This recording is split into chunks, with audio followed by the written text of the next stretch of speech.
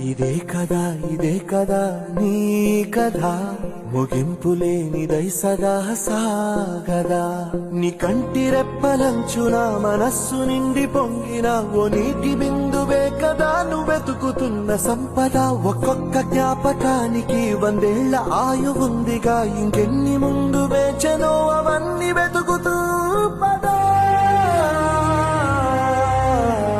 మనుష్యులందు నీ కథ మహర్షిలాగా సాగదా.